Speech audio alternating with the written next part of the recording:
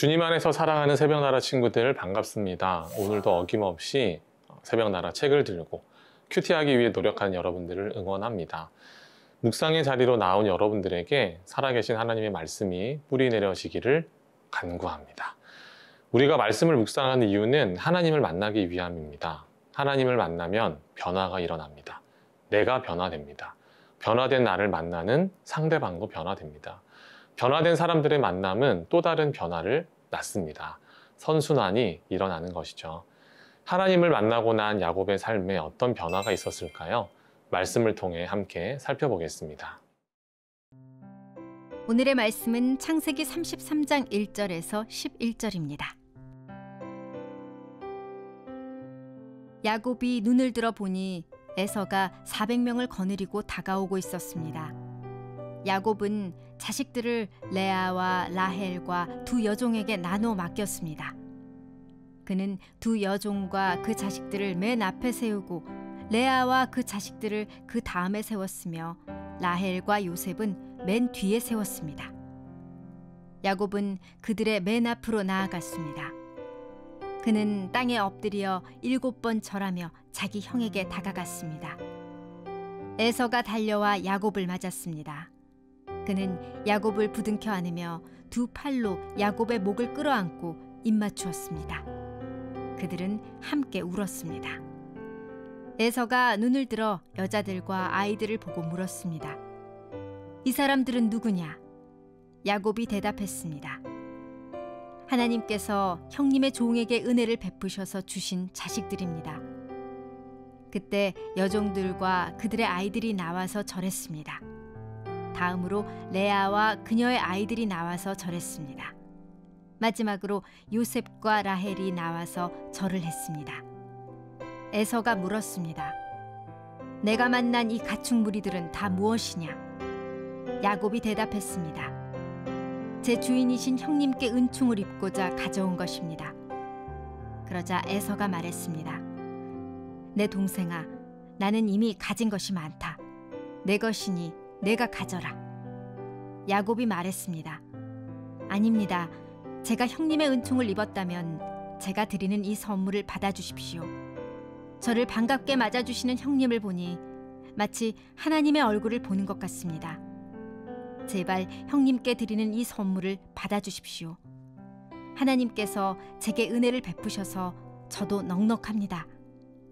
야곱이 끝까지 권하자 에서가 받았습니다. 여러분, 우리 야곱이 변했습니다. 무슨 옛날 프로그램 제목 같지 않습니까? 오늘 본문 3절을 읽어보겠습니다. 야곱은 그들의 맨 앞으로 나아갔습니다. 그는 땅에 엎드려 7번 절하며 자기 형에게 다가갔습니다. 제가 오늘 촬영 원고를 작성하면서 저도 모르게 세상에 라고 말했던 부분입니다. 야곱이 맨 앞에 섭니다. 적을 만날 때 맨 앞은 당연히 가장 위험한 자리입니다. 야곱이 어떤 사람입니까? 자신의 안전을 위해서, 자신의 목적하는 바를 이루기 위해서 수단과 방법을 가리지 않는 그런 사람 아니었습니까? 그런 그가 에서를 만나는 무리의 맨 앞에 섭니다. 더 놀라운 것은 자신의 잘못을 인정했다는 겁니다. 3절에 보면 7번 절했다고 나와 있죠. 7이라는 숫자는 성경에서 완전수 중에 하나입니다. 즉, 야곱이 절을 하는데 그 마음이 충분히, 완전히 잘 드러난다는 거예요. 야곱에게 대체 무슨 일이 일어난 겁니까? 어제 큐티했던 친구들은 잘 알 텐데요. 야곱은 하나님을 만났습니다. 그냥 만난 게 아니라 하나님을 아주 깊이 만났습니다. 홀로 하나님 앞에 기도하고 씨름하고 하나님을 붙들었습니다. 여러분, 오늘 큐티 제목이 순식간에 문제 증발입니다. 증발은 사라진다는 겁니다. 하지만 엄밀히 말하면 정답 등장이 맞지 않나 싶어요. 사람의 방식으로는 답을 구하기 힘듭니다. 창세기 32장을 쭉 한번 보십시오. 야곱이 에서를 만나서 화를 당할까 봐 얼마나 걱정을 합니까? 선물도 먼저 앞서 보내고 가족들은 뒤로 빼고 또 정작 자기 자신은 가장 뒤에 머물고 이렇게 복잡한 과정을 거쳤잖아요.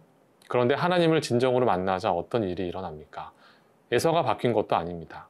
상황이 바뀐 것도 아닙니다. 그런데 아무 일이 없던 것처럼 마치 어제까지 계속 사이좋게 만났던 것처럼 두 형제는 만나게 되는 것이죠. 정답은 하나님 안에 있습니다. 우리가 하나님 안에 거할 때 하나님은 우리를 변화시키십니다. 문제를 변화시키지 않습니다. 그래도 문제가 해결됩니다. 왜냐하면 정답을 갖고 계신 하나님을 만났기 때문이에요. 절대로 문제를 풀 수 없을 것 같은 바로 나 같은 사람을 통해 하나님은 역사하십니다. 죄인이었던 사람을 통해 하나님의 은혜를 베푸십니다. 정말 말 그대로 모든 것이 하나님의 은혜인 것입니다.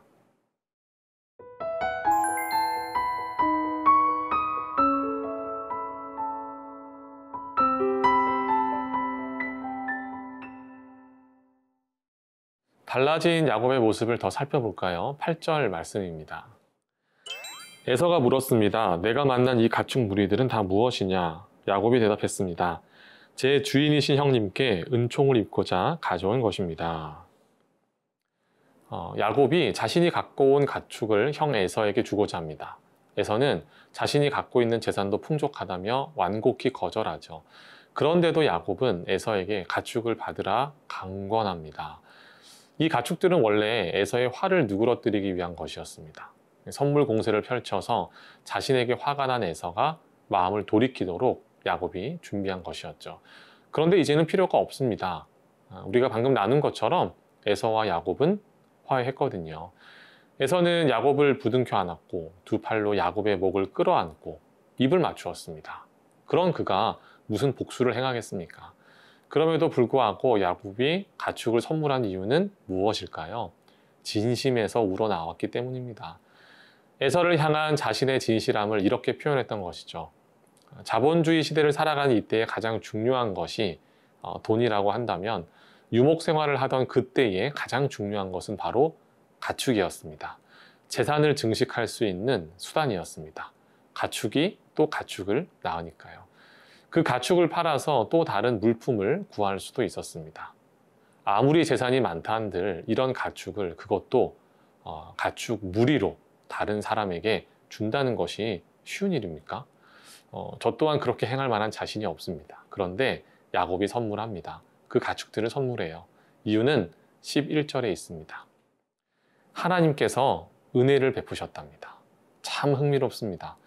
야곱은 지금까지 자기 자신의 힘으로 인생을 개척해 왔습니다. 생명의 위협을 느끼며 집에서 도망쳐 나왔고 자신만큼 이 잔머리와 권모술수에 능한 외삼촌 밑에서 오랜 시간 일도 했습니다. 억적같이 일해서 재산을 모았습니다. 그랬던 그가 이제는 그 모든 것이 하나님께서 은혜를 베푸신 것이라 고백합니다. 선물을 하더라도 넉넉하다고 말합니다. 시편 24편 1절 말씀입니다. 땅과 그 안에 있는 모든 것, 세상과 그 안에 사는 모든 것들이 여호와의 것입니다. 아멘. 모든 것이 하나님의 것입니다. 그리고 우리는 그 하나님을 믿는 사람들입니다. 함께하는 사람들입니다.